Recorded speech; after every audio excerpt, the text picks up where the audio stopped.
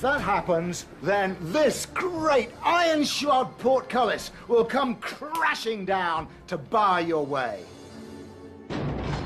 Within these heavy fortifications, the inner heart of the castle was a place of security. Castles are not just about attack and defense, they're also for living in. All around this big open space would have been stables and huts for the workmen, for the blacksmiths and farriers that kept everything going. Even in the midst of peace, every precaution was taken in case of war. You cannot have a castle without a spring, and this is the well going down to a natural spring. You must have a water supply that cannot be poisoned. Otherwise, it doesn't matter how thick your walls are, you cannot withstand a siege. They could last out here for months. But Mike's investigations have revealed a potential problem. At first glance, there seems to be a weak point in the defenses. It's a universal feature of castles that they have very, very thick walls. And what you don't want is you don't want where your arrow loop is to be a weak section of wall, because it would be a very thin bit of wall there, and the enemy would know to aim their siege machines, their great big boulders from their trebuchets, to come crashing into these weak spots. The trebuchet was every castle's enemy. When the trigger was released, the 3-ton counterweight dropped, hurling massive balls hundreds of meters.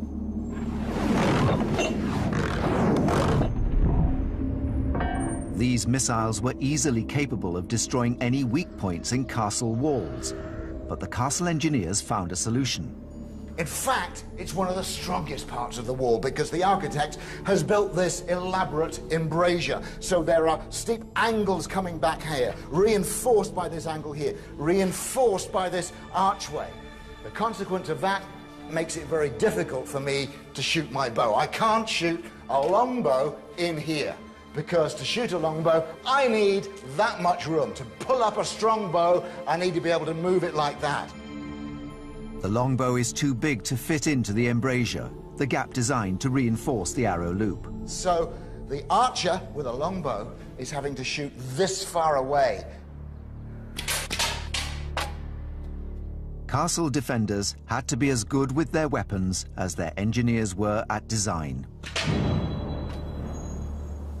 And there were other mysteries. On the outer walls of Caerphilly are curious holes set at regular intervals of about 1 meter. These holes supported a wooden structure, the hoard, that overhung the stone walls. In the Middle Ages, these planks would lift up and the soldiers would be here ready, and they would be crashing down these great boulders onto the heads of anybody brave enough to get to the base of the walls. Caerphilly Castle proved impregnable, and it could be said that Wales would not be part of Britain had it not been for this mega fort. De Clare's arch-rival, Llewellyn ap Griffith, never got used to this enemy fortress in his backyard. Caerphilly was never taken. Caerphilly was here stamping its mark in the landscape. In fact, Llewellyn ap Griffith was so angry about Caerphilly, he was so angry with Gilbert de Clare plonking this castle in his lands, that when the young Edward I came to the throne, Llewellyn refused to pay homage, and that kicked off the Welsh Wars. That's the snub that made Edward I come into Wales and build a chain of castles. Using the kind of design seen at Caerphilly, Edward I stamped his authority over the land of Wales. Within 10 years, this proud independent country had fallen to the English. But the great thing that he did was to ensure that this wasn't just an ephemeral campaign against the princes, which is what had happened in the past over and over again. He was there to stay. And this was the start of unification that led to the creation of the present-day United Kingdom. However, megaforts were not always symbols of power and aggression. Sometimes they could be quite the opposite. This extraordinary landscape conceals one of the strangest and most secretive defense systems ever devised.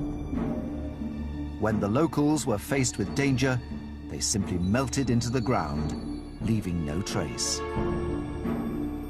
Ancient Discoveries is investigating a defensive construction that would not look out of place in a futuristic science fiction film.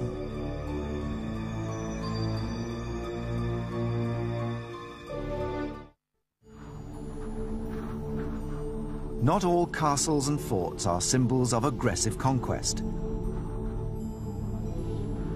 Hidden in this bizarre and magical natural landscape are tiny clues as to a completely different style of ancient defense: invisibility. Central Anatolia in Turkey looks more like a film set than a real place. But for the ancient peoples who lived here, the threat of conquest was very real. You have to look at a map and you realise just how strategically significant this particular landmass is. Everybody had their eyes on this central area. The Greeks, the Romans, the Egyptians, the Arabs, the Ottomans. Every major empire came to Anatolia in search of booty, slaves, and blood. Anatolia is a crossroads in between the East and West, culturally, economically, and in every aspect. But the people here were poor farming folk with few natural resources. There's not much ground to cultivate. There's not much land on which you can grow grain. Lacking the wealth to build mighty fortresses, the peoples of Cappadocia opted for another defense: disguise. The volcanic rock is very easily excavated, and they could dig themselves houses. And of course, large palaces. These palaces and houses were excavated over thousands of years, from 5000 BC right through until the present day. Even now, people still make their homes in them, 7,000 years after they were first dug. This complex is the longest continuously occupied fortress in the world. And in times of peace, these tunnels were used to live normal lives. They started to organize their stables and the places where they could cook, and the kitchens and the wine cellars. But they remained alert to danger. From their high vantage point, known as the castle, the people could retreat through a 50-kilometer-long network of tunnels and disappear. The immensity of this labyrinth was just one attribute. The Cappadocians had subterranean treasure rooms, vaults where they kept their valuables. And attackers often couldn't even get into the complex because entrances were invisible, camouflaged against the rest of the mountainside. It would have been very difficult to attack them. The entrances were not very obvious. There was no way people would know that there was such a mass of underground connections. They wouldn't have known that there was any wealth. The people could hide in these structures. They turned disguise and deception into defense. Meanwhile, across the globe in Central America, ancient people turned the tactic of deception into aggressive counterattack. Around 600 AD, the Mayans developed an unusual way of defending their own mega forts. It involved hiding a colony of stinging bees in soldier-like dummies. An ancient Mayan text, known as the Popol Vuh, explains the tactic. They made mannequins. It was as if they had made people. Next, they lined them up on the parapet. And somehow or other, they would coax a colony of bees into the head, and these would be mounted on the ramparts of the fortifications. The Mayans would place these human-looking bee bombs on and around the fortress.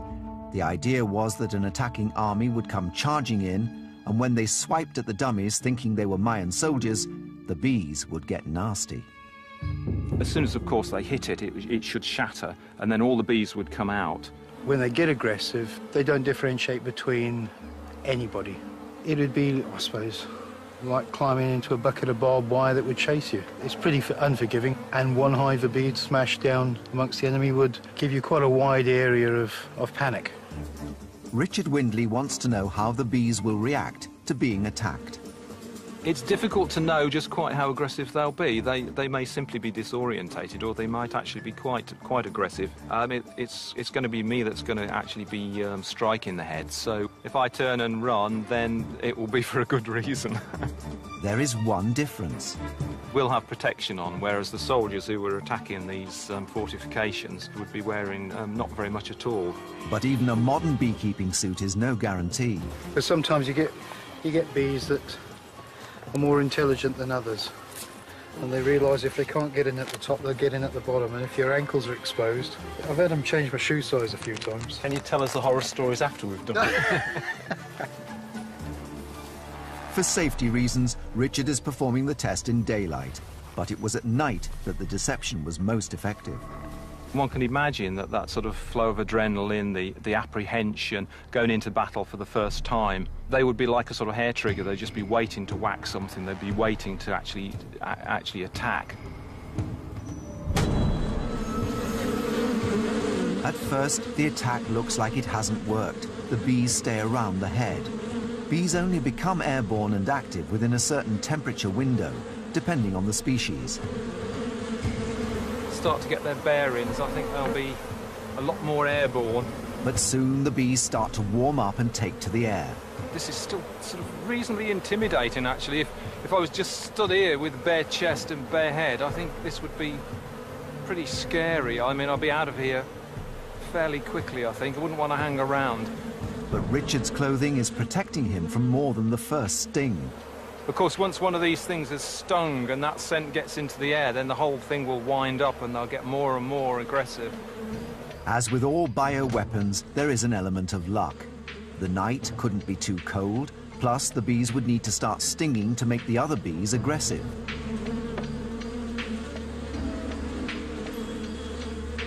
That being said, any defense is better than none, and the bee-filled dummies would have complemented other more traditional methods of defense. In 1453, during a great siege, the largest cannon that had ever been built was put to devastating effect. It was commissioned by Sultan Mehmed II to destroy the walls of one of the largest and most durable fortresses in history, Constantinople.